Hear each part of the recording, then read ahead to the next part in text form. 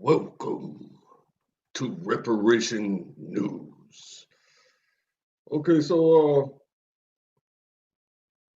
I don't know how the homie Garfield can't read broke this information before I did, but he pulled up what I'm about to show you on his show, and he actually reported on reparations, and he read the article. His name is Garfield can't read though. I don't know how he did that, bro. He's got some mystical powers. All right, so let's figure this part out. Figure out how to use these electronics here. Somebody reacted. Okay, got a little reaction. Got it. Now let's pull up the article. It's article right here. I want you to see. You got to see it. You got to see it, bro. Here we go. All right, let me find out where we at. USA Today. And the date is July 15th, 2020.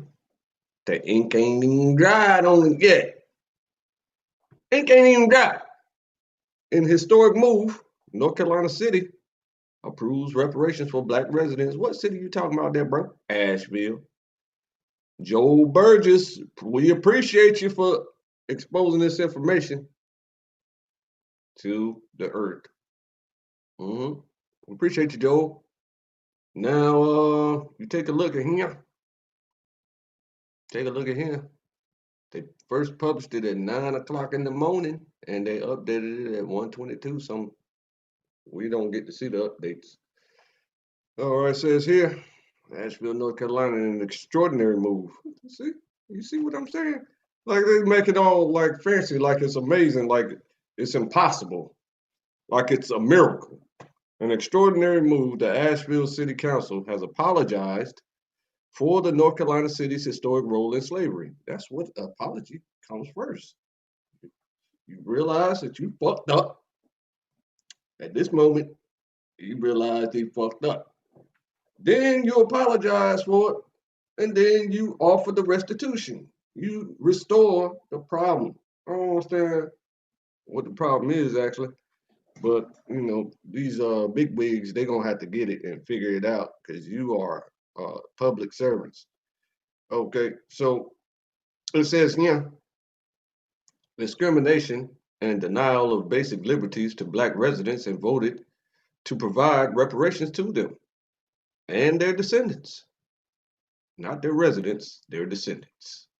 Okay, so just like I know his name is Garfield can't read, he read that as residents. The word is clearly descendants. The 7-0 vote came the night of July 14th. That was the night before July 15th. Hundreds of years of Black blood spilled that basically fills the cup we drink from today, said Councilman Keith Young, one of two African American members of the body and the measure's chief proponent. It is simply not enough to move statutes, remove statutes. Garfield read that as statues. So I'm kind of semi-remembering what he was reading when he read it on his show. Black people in this country are dealing with issues that are systemic in nature. Go subscribe to Dagger Squad Incorporated and unsubscribe from here. Black people in this country are dealing with issues that are systemic in nature. The unanimously passed resolution does not mandate direct payments. Boo! Boo! Boo! How much you made of that? Cut the cut the mofo check, man. Cut the check. Nobody told you. Who the fuck told you that this is was something intelligent to do? Does not mandate direct payments. What is you talking about? Instead, it will make investments in areas where Black residents face disparities. We face disparities in every area. And investments, man, that's a trick bag. That's a trick bag. Investments, what? You trying to make us the borrower and not the lender again. You keeping the residents of Asheville enslaved. That's what you're doing. Let me show you the text that I'm referencing here. See? See? You don't know what you're doing. And the Most High didn't tell you to do nothing like that.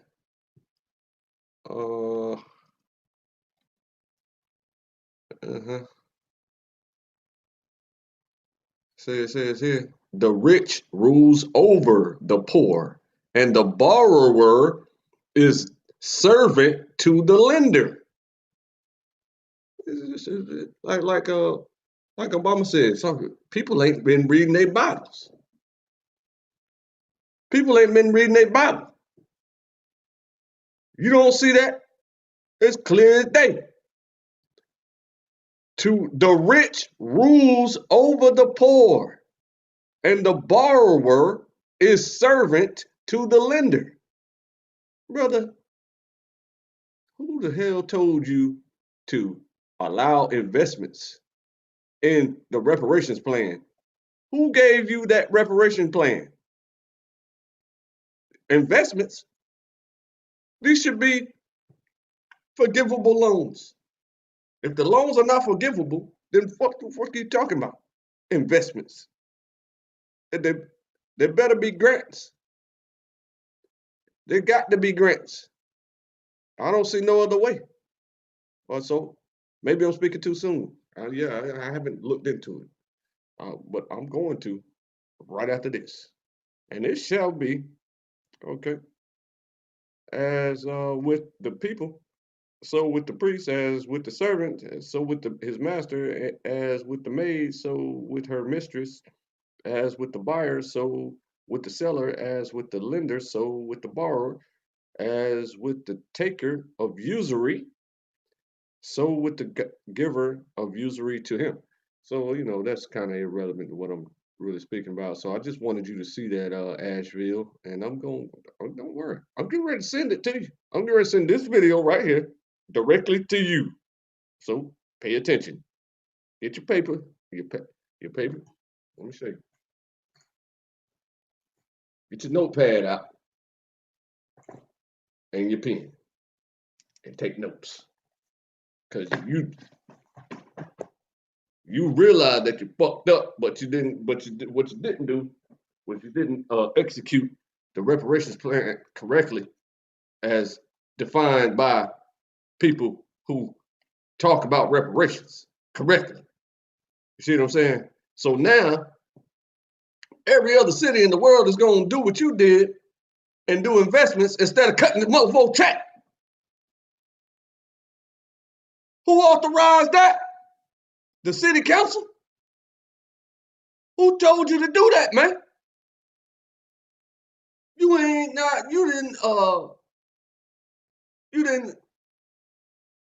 I don't believe you talked to nobody that fights for reparations your whole life. Because you would have remembered that lesson. If you would have ever had that conversation as a youngin', you would have remembered that money answers everything. Money answers everything. Oh, you don't believe me? Oh, you're talking about God and Mammon, huh? That's what's on your mind, God and Mammon. Oh, man, I love that I get the opportunity to teach, because I just recently became a teacher. Now, A feast is made for laughter. Wine makes people happy, but money answers everything. That's what it says right there. See, I can read. You understand? So now, if you think this is a moral high ground and that the 5 white council members were intelligent and moral and wise enough and mature enough to accept your resolution that you fought for, you say it calls you the main proponent for it. So clearly you must have had to argue about it behind the scenes in order to get to that unanimous vote that you got to. So if you're arguing about it, why is it even an argument? Why are people resistant to it? Okay, so that should tell you something about their character. And if you're basing this uh, this repentance on character, then you have to take into account the instruction for character, which is found here in this thing here. It's called the Biblios. It's called the Bible. Okay, so now, Mr.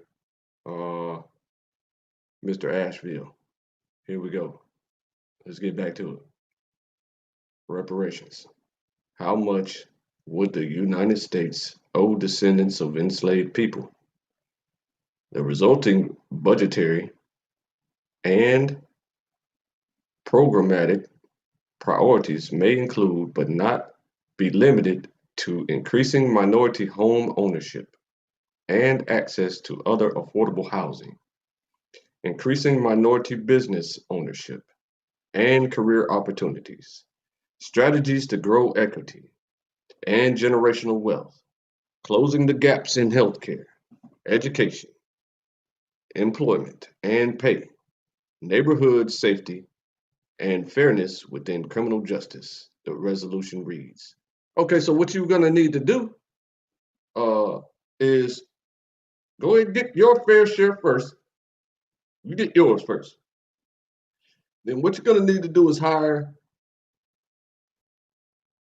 4 teams of bodyguards. You're going to need to do that. You're going to need to do that. All 7 of you are going to need bodyguards. Hope you know that. I'm just letting you know. This is just what I always offer to people like Freddie Gray. You know, Freddie Gray was the young man, if you don't know, who the police broke his back and killed him. This was after he won a lawsuit against that local police force. So I always tell people, whenever you win and you have the money in your hand, make sure you move. If you don't want to squander your money on bodyguards, move. The other cities and states don't know that you won that money. See what I'm saying? So the police in that new local area that you moved to are not going to be aware that you fought the police in court and won. They don't appreciate you winning. They will break your back. So now, all I'm telling you is, since you're city council members, you're not going to be able to move. So you're going to need to hire bodyguards. Okay, hopefully that's clear. Moving on. What is systemic racism? Here's what it means and how you can help dismantle it. Increasing generational wealth should be the focus, supporter says. The resolution calls on the city to create the Community Reparations Commission, inviting community groups and other local governments to join. It will be the commission's job to make concrete recommendations for programs and resources to be used. The councilwoman, Shanika Smith, who is Black, said the council had gotten emails from those asking, why should we pay for what happened during slavery? Slavery is this institution that serves as the starting point for the building of the strong economic floor for white America, while attempting to keep blacks subordinate forever to its progress, Smith said. Councilman Vijay Kapoor, who has often split with Young and Smith on police and budget issues, said he supported the measure for moral reasons. Moral reasons. See, so Kapoor kind of sounds, Vijay, that kind of sounds like an Indian name to me. I could be wrong. Apologize, Councilman Kapoor, if that's incorrect. But he didn't place your ethnicity in the article. But he said skeptics could look to the practical reason. Data showing, showing large disparities between African Americans and other Asheville residents. We don't want to be held back by these gaps, Kapoor said. We want everyone to be successful. Now, your converging interest in having everyone be successful is that the businesses that are already in place and that the success that is newly arrived to the disenfranchised, once their standing and their bank account grows, they will have to patronize the businesses that are already in place. So that is a symbiotic relationship, that is a synchronistic relationship, that is a synergetic relationship versus a versus what we have historically seen as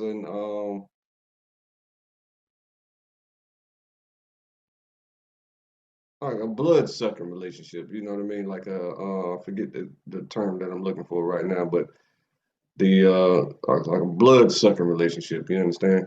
Like a leech type of situation. That's how the businesses in place have placed themselves strategically in the areas of where Black people are, so that they can spend their money with them. But Black people don't have lots and lots and lots of money, so uh, you know, money is quickly just disappears from the Black community. So we don't even have enough to save up and even come together as a community in order to build our own everything. You understand? So that's an important understanding that should go on, and thought process that should be considered whenever you move forward with this.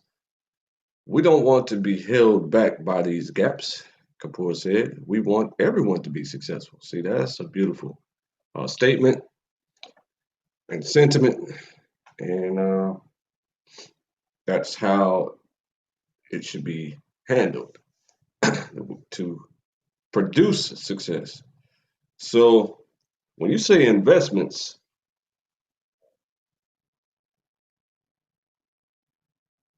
I got to look into it, because I apologize for not knowing what banks are going and community banks are going to be investing in the community. So I'm going to look into that. But I'm mainly sharing this with my audience, but I'm telling you that you need to cut the check, bro. You can't, and they better be grants. They better not be loans. You understand? So now the council, now you got to deal with your credit score. Everybody has to fix their credit. They're already too broke to fix their credit. They're already 20,000 in debt. You're gonna pay off that $20,000 debt, and then wait 6 months for their debt, their credit score to go to 650, and then you're gonna educate every member of Asheville on credit literacy so that they can have trade lines, open trade line, open trade lines, and then raise their score up to 800. You gonna do that? Okay. Well, if you're not gonna do that, then just give them the money. Then let them spend it. If that's what they know to do, let them do it. But see, there's always gonna be talented people in Nashville who are going to become severely successful, and then that success is going to synergize with the other blacks in the community who need their help to learn credit, um, knowledge, and how money works in general. So just let them spend it. Everybody's not going to squander it. The council allowed an hour of public comment on the measure. Many who were not able to speak before the vote waited for another hour-long comment period afterward, pushing the meeting late into the night. Most were in support. Rob Thomas, community liaison for the Racial Justice Coalition, which led the push for reparations, thanked the council. Rob Thomas, community liaison for the Racial Justice Coalition. That's who told you this information. And this guy told you that don't give anybody any money? He's fired.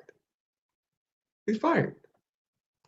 This is a really, really good gesture as far as the foundation of what we can build, Thomas said. The potential of what can come out of this document is amazing. Increasing generational wealth, something African Americans were deprived of through economic and regulatory discrimination, should be the focus, he said. It was also important that the county's government join. Thomas said to ensure issues weren't lost between the county and city. The Buncombe County's Board of Commissioners is not clearly behind the reparations measure, though it has a 4-3 Democratic majority.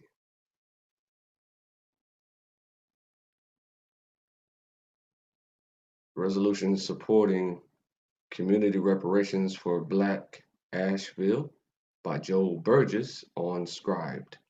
Resolution number 20, resolution supporting community reparations for Black Asheville, whereas Black people have been unjustly enslaved, and whereas Black people have been unjustly segregated, and whereas Black people have been unjustly incarcerated, and whereas Black people have been denied housing through racist practices in the private realty market, including redlining, steering, blockbusting, denial of mortgages, and gentrification. Wow, it's amazing. Blockbusting.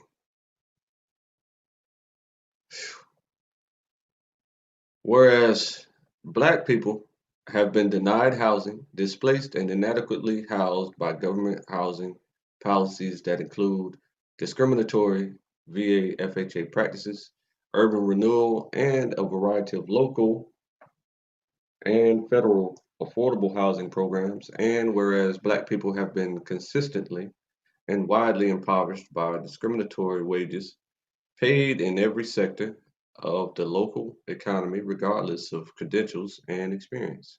And whereas Black people have experienced disproportionate unemployment rates and reduced opportunities to fully participate in the local job market. And whereas Black people have been systematically excluded from historic and present private economic development and community investments, and therefore Black-owned businesses have not received the benefits of these investments. That's a fact. And whereas Black people have been segregated from mainstream education and within present day school programs that include AG, AP, and honors. And whereas Black students have experienced the denial of education through admission, retention, and graduation rates of every level of education in WNC, uh, and through discriminatory disciplinary practices. So, I mean, I have experienced every last one of these, and so it's kind of making me highly emotional. Whereas Black people historically and presently receive inadequate, if not detrimental, health care, as exemplified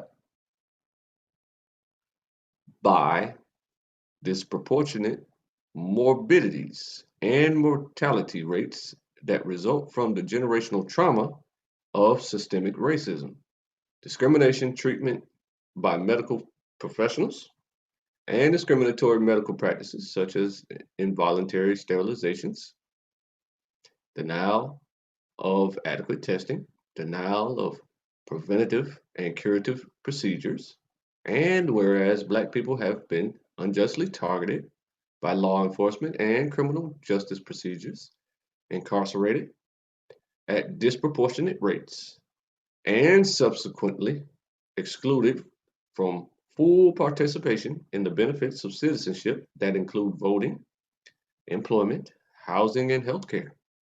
And whereas Black people have disproportionately been forced to reside in, adjacent to, or near brown zones and other toxic sites that negatively impact their health and property.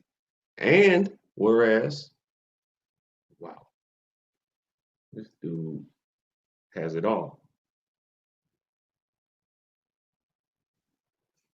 I mean, he identified close to everything possible. Black people have disproportionately been limited to the confined routes of travel provided by public transportation, and whereas Black people have disproportionately suffered from the isolation of food deserts and childcare deserts, whereas systemic racism was created over centuries and will take time to dismantle. Whereas state and federal governments have a responsibility to adopt programs, policies, and funding to address reparations. Now, therefore, be it resolved by the City Council of the City of Asheville that the City Council of the City of Asheville, one, apologizes and makes amends for its participation in and sanctioning of the enslavement of Black people. That would be the priority. Okay. Two, apologizes and makes amends for its enforcement of segregation and its accompanying discriminatory practices. Three, apologizes and makes amends for carrying out an urban renewal program that destroyed multiple successful Black communities.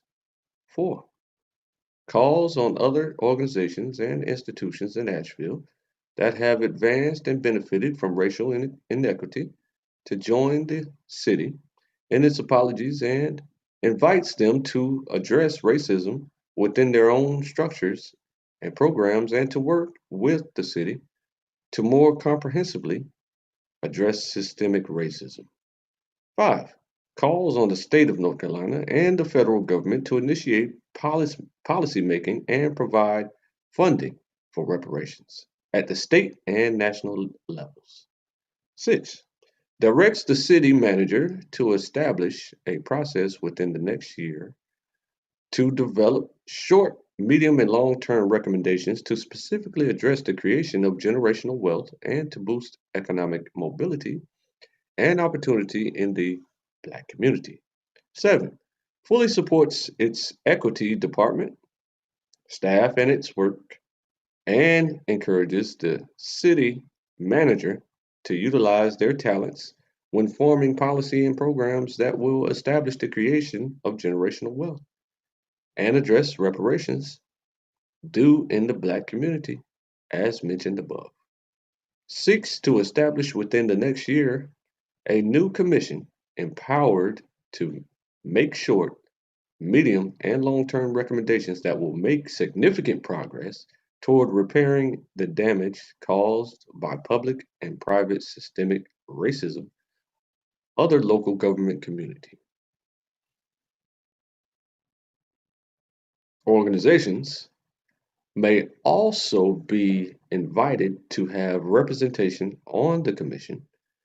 The task of the Community Reparations Commission is to issue a report in a timely manner for consideration by the city and other participating community groups for incorporation into their respective short and long term priorities and plans. Accountability for achieving equity will be enforced in the appropriate offices. The report and the resulting budgetary and programmatic priorities may include but not be limited to increasing minority home ownership and access to other affordable housing, increasing minority business ownership and career opportunities, strategies to grow equity and generational wealth, closing the gaps in healthcare, education, employment, and pay, neighborhood safety and awareness within criminal justice, calls on the city manager to give, at minimum, a biannual update to the City Council on the progress of work performed pursuant to this resolution. Read, approved, and adopted this 14th day of July 2020, and signed by the City Clerk, the Mayor, and the City Attorney. So, I mean, the battle's already won. The war is already won. The war's over. Uh, the war actually uh, is won by the conversation being in the uh, international scope, you see, which includes all localities. So once the conversation got launched into the international scope, it's that's called a critical mass that then produces the result that you see here. You see, all right, many Americans might not get another stimulus check. Okay, so that's the end of that. Systemic racism, is it exactly and how do we fight it? The movement to end systemic racism. Let's take a look here.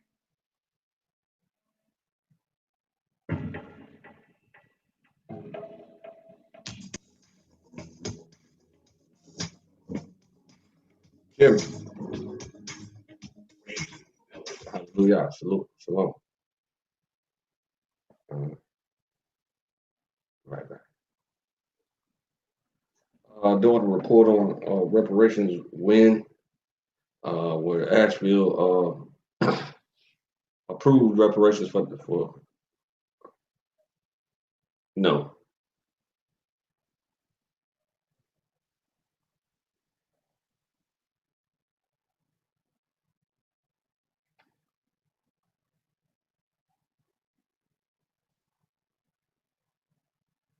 Okay, so you're saying okay, so who want me? You want me to talk to somebody in Africa?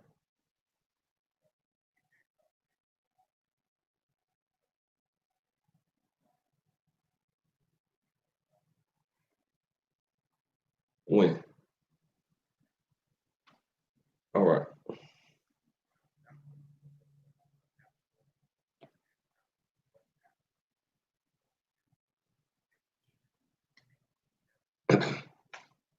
All right. All right, Pete.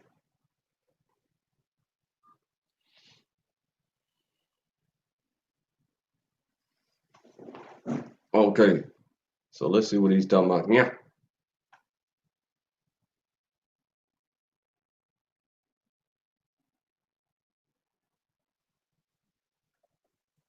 Is this a picture? Yeah, I think this is just a picture, maybe.